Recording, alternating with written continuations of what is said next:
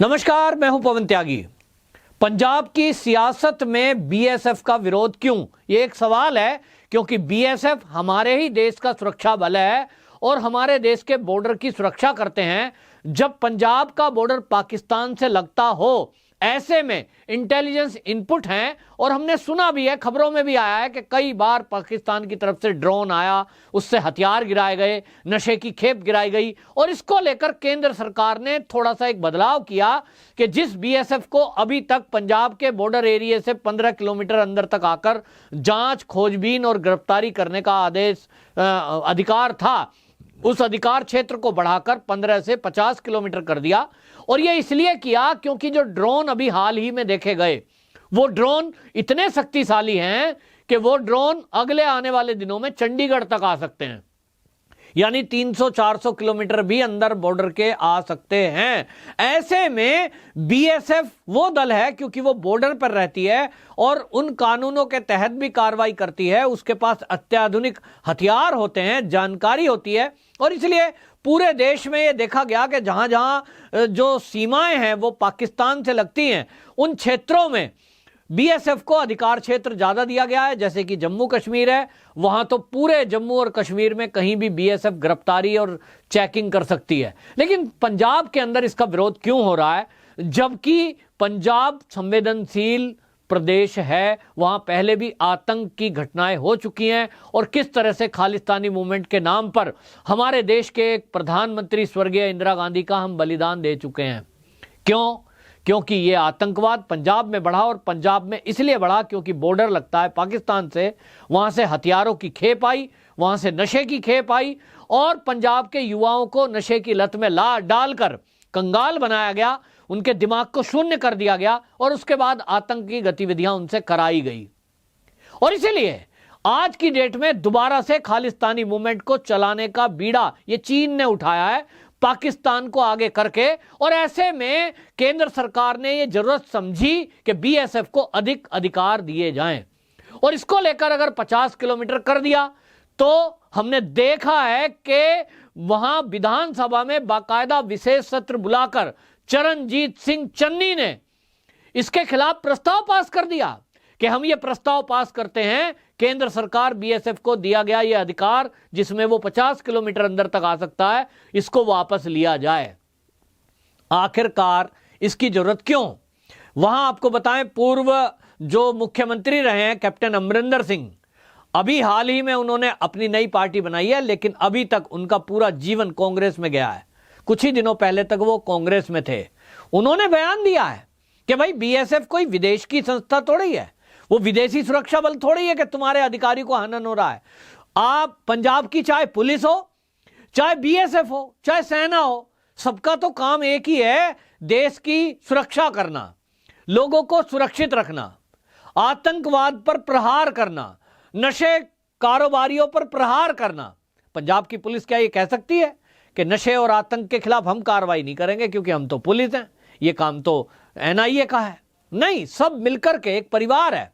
इसी तरह सुरक्षा बलों का एक गठबंधन है और सबका उद्देश्य एक ही है कि हम देश और प्रदेश को कैसे सुरक्षित रखें। ऐसे में किसी का अधिकार किसी ने लिया नहीं है। जरूरत पड़ती है जब कोई केस हो जाता है, बेशक चाहे वो सिंपल कभी किसी व्यक्ति के मर्डर की बात क्यों ना हो, हमने देखा है कि राज्य सरकार और राजनीतिक दल जिसमें कांग्रेस भी है, ये कहते हैं साहब सीबीआई से इसकी जांच कराओ। सीबीआई से क्यों कराओ? क्योंकि राजनीति करनी है। तब ये सीबीआई से जांच कराने के लिए तब ये नहीं सोचते कि वो केंद्रीय एजेंसी है, फिर वो जांच करने राज्य में आएगी तो राज्यों की पुलिस का क्या होगा, उनका अधिकार मारा जाएगा, ऐसा कोई कहता है? नहीं, क्योंकि सीबीआई भी भारत की है और राज्यों की पुलिस भी भारत की है। ये राज्य को अलग अलग मत करके बांटो।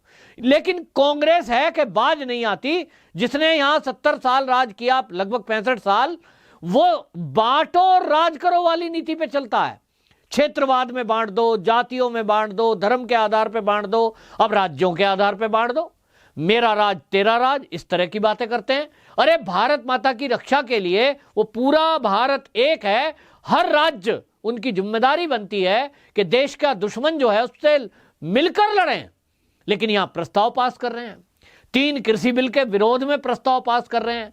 सदन में ये चर्चा तो नहीं करी कि आप ये बताएं विधानसभा में चरणजीत सिंह चन्नी जी कि कहीं उस पर चर्चा करते कि 3 कृषि बिल किस तरह से गलत हैं, उनको पढ़ के सुनाते, उनकी एक एक डेफिनेशन बताते। ऐसा नहीं किया। हम 3 कृषि बिल लागू नहीं होने देंगे। क्यों? इलेक्शन आ रहा है, किसानों को फर्जी तरह से झूठ बोलकर बहकाना है और उनको ये कहना है कि तुम्हारी जमीन छिन जाएंगी, एमएसपी खत्म हो जाएगी, ये तो सब तुम्हारी जमीनें चली जाएंगी। आदमी जो अनपढ़ है, अज्ञानी है, जिसने वो बिल नहीं पढ़े, वो सोचेगा यार चरणजीत सिंह चन्नी कह रहे हैं मुख्यमंत्री, हो सकता ठीक हो। तो इस तरह की बातें कर रहे हैं जो एकदम भड़काऊ बातें हैं, देश में भ्रम फैलाने वाली बातें हैं। लेकिन कांग्रेस को हमने देखा है, सीए के टाइम पे भी इसी तरह का भ्रम फैलाया था, झूठ फैलाकर लोगों को सड़क पे लाया था और देश में कई जगह तो दंगे हो गए, जिसके लिए इनडायरेक्टली मैं कहता हूं कांग्रेस जिम्मेदार है।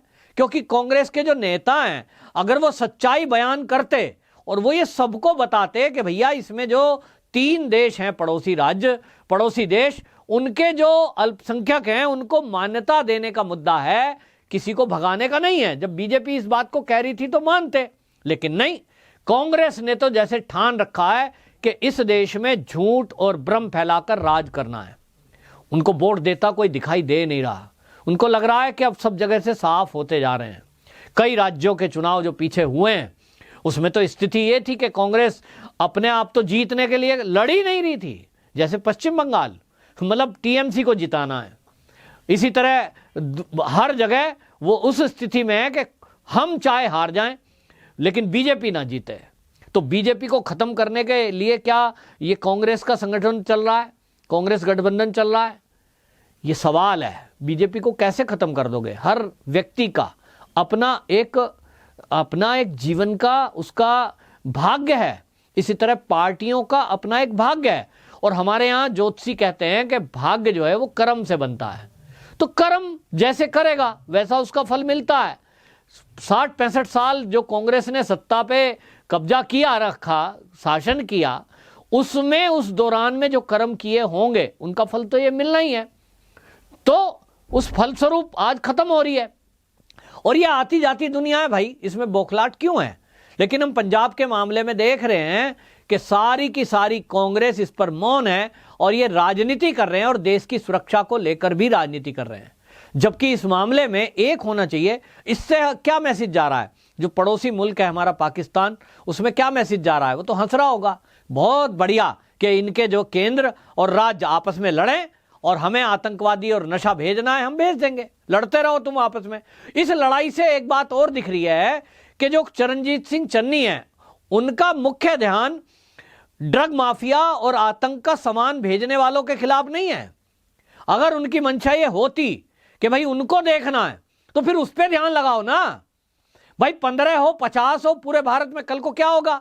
देश में जो एनआईए है वो पूरे भारत में कहीं भी किसी की गिरफ्तारी और जांच कर सकती है, सीबीआई किसी की भी गिरफ्तारी और जांच कर सकती है। तो आप बीएसएफ पे ही क्यों रोक लगा रहे हो? क्या एलर्जी है बीएसएफ से? असली बात यह है कि जब कभी भी इस तरह का कोई ड्रग माफिया या कोई आतंकवादी सीमा में अंदर घुसता है, बीएसएफ की जिम्मेदारी है और बीएसएफ उसको ट्रेस करती है। पुलिस कई बार ले दे के मामले को रफा दफा कर देती है। ऐसे कई मामले सुनने में आए कि पुलिस को पहले उन्होंने थाने में जाके कॉल करनी है, फिर रेड मारने के लिए पुलिस का अरेंजमेंट करना है और यहीं थाने से खड़े हुए पुलिस वालों ने वो जो अपराधी है उस तक सूचना पहुंचा दी पैसे के लालच में कि भाग जाओ, बीएसएफ वाले आ रहे हैं। अब बीएसएफ के इस काम में पुलिस मदद के बजाय वो रोड़ा बन रही थी और इसलिए उन्होंने केंद्र सरकार से आग्रह किया, गृह मंत्रालय से, कि भाई हमारे पास अगर कोई खबर आती है कि कोई बॉर्डर पार करके आया है अवैध रूप से, हम उसकी गिरफ्तारी चाहते हैं। तो सरकारें, ये मैं खाली पंजाब की बात नहीं कर रहा, अधिकांश राज्य सरकारों से शिकायत है बीएसएफ को। उन्होंने कहा साहब बीएसएफ जो हमारे अधिकारी जांच के लिए आते हैं, रेड मारने आते हैं, गिरफ्तार करना है किसी व्यक्ति को, हमें लोकल थाने में जाके पहले सूचना देनी है, वहां से पुलिस बल लेना है और इसमें कई बार तो पूरा पूरा दिन निकल जाता है।